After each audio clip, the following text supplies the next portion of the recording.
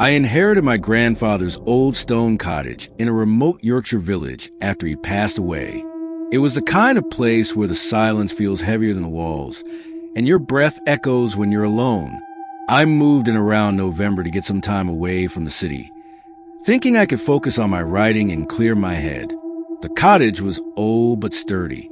Thick walls, wooden floors, a heavy front door, and a tall and used stone chimney that reached into the attic.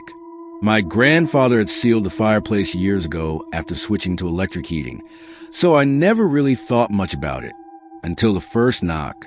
It was a cold Tuesday night, just after 2 a.m. I was in bed, half asleep, when I heard it.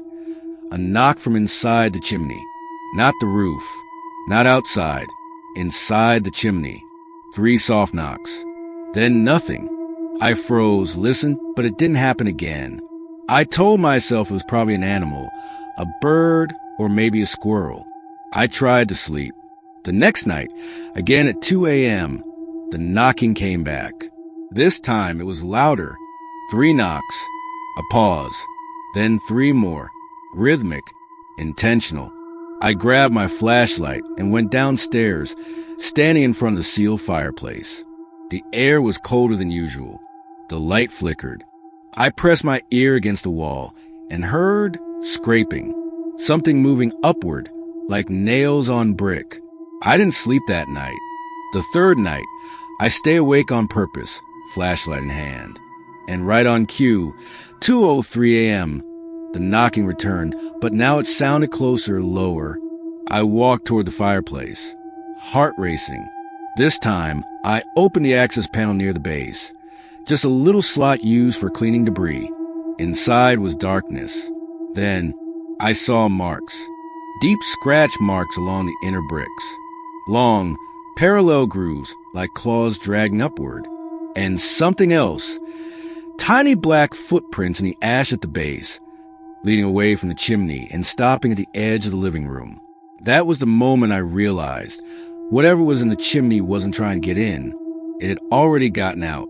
I left the house before sunrise, stayed at the nearest inn for 3 nights, and didn't tell anyone why. When I finally worked up the nerve to return, I sealed the fireplace completely. Steel bolts, concrete mix, and I never stayed overnight again.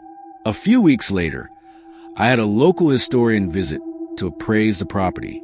As he examined the chimney, he asked me something strange. Did your grandfather ever mention the old Bell Child tale? I shook my head.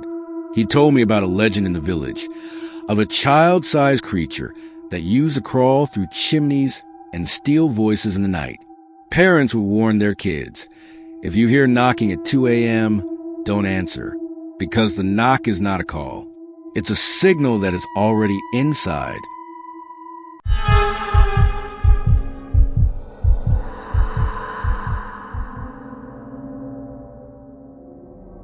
I've lived in South London for most of my life, so I never really considered myself someone who'd get spooked easily. I'm used to sirens, foxes knocking over bins, drunk people shouting at night. That's just London. But that night was different. My flat is on the ground floor of a terraced house that was split into separate units. I share it with a friend, Eliza, but she had gone back to Bristol that weekend to visit her parents, so it was just me. It was a Friday night. I had work early the next morning, so I wasn't out partying like most of my friends. I stayed in, made tea, and curled up with a movie on Netflix. Our flat has a big glass sliding door at the back, facing a small enclosed garden. It's surrounded by tall brick walls, so I never worried about privacy. No one can get in unless they climb over or have a key. It was around 11:15 p.m. when I got the feeling. You know the one, when your skin feels like it's listening, like something is off. I muted the TV and glanced at the glass door. And that's when I saw her. A woman was standing in the garden, not moving, just staring through the glass. I couldn't see her face clearly.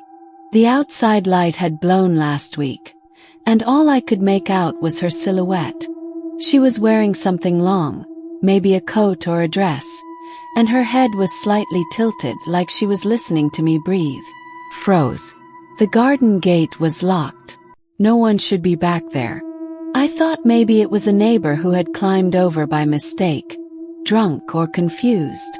But then she took one slow step toward the door. I backed away and ran to the front hallway to grab my phone. When I came back, she was gone.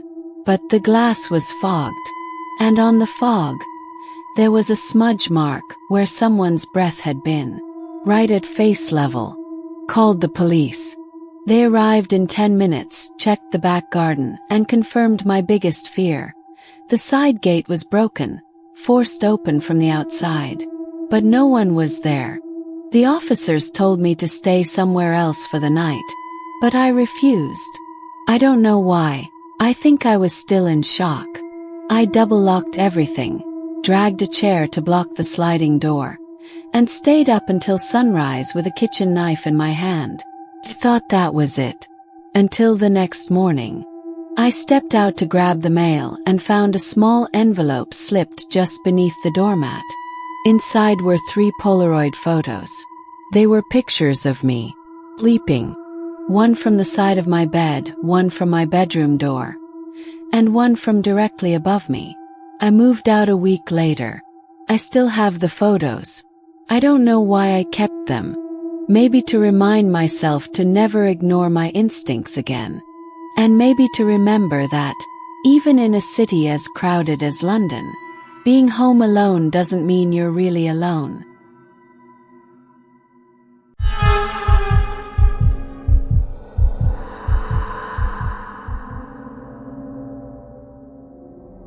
I was in my second year at uni when I found a small rental house just outside Birmingham. It was perfect, cheap, quiet, and only a 20-minute bus ride to campus. The landlord was a bit odd, older guy with stained teeth and a strong Midlands accent, but he was nice enough. Before handing me the keys, he said one thing: don't bother with the attic. It's full of junk from the previous tenants. I've locked it anyway. I shrugged it off. I had no reason to go up there. The rest of the house was basic, but livable. The first few weeks were uneventful. I studied, cooked pasta, played FIFA, typical student life. But then, things started to feel wrong. At first, it was a smell, like raw meat left out too long. It came and went, mostly late at night. I thought maybe something was rotting in the pipes or walls, but I couldn't trace it. Then I noticed the sounds. Very faint at first, like shuffling above me. The attic, I assumed, probably mice. But then I heard footsteps, slow, measured, as if someone was walking just above my bedroom, pausing every few steps. I went outside one night and looked up. There was a small attic window, and behind it, a silhouette, just standing there. I called the landlord the next morning. He brushed it off, said it was probably your imagination, lad. That attic's been locked for years. That night, when I got home from class, something was waiting. A small piece of paper had been slid under my door. No envelope, just folded. On it, in scribbled handwriting: "You're making too much noise." I froze. I hadn't told anyone about the footsteps. I grabbed a hammer and went straight to the attic door. The padlock was old, rusted, but when I touched it, it was unlatched. I pushed open the door. The smell hit me like a wall. Inside was a makeshift bed, warm blankets, food wrappers, bottles of water, fresh, not dusty, a torch, and on the walls, scratched words: "I've lived here longer than you. Stop moving things. He doesn't like when I talk." I'd backed out, locked the door, and called the police. They arrived within 15 minutes. But by then, whoever had been living there was gone, vanished. No fingerprints. No signs of forced entry, except one thing: a broken vent panel leading to the roof. The detective told me it wasn't the first time something like this happened. Apparently, in small towns, it's not unheard of attic dwellers, they called them. homeless people or ex-patients from mental health facilities, hiding inside old homes and living undetected.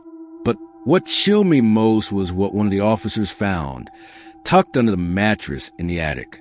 A notebook filled with pages of writing, not by one person, but two. The first was a man I likely heard and smelled. The second handwriting was different, and all it ever said, over and over again on the last page was, "Don't tell him you saw me.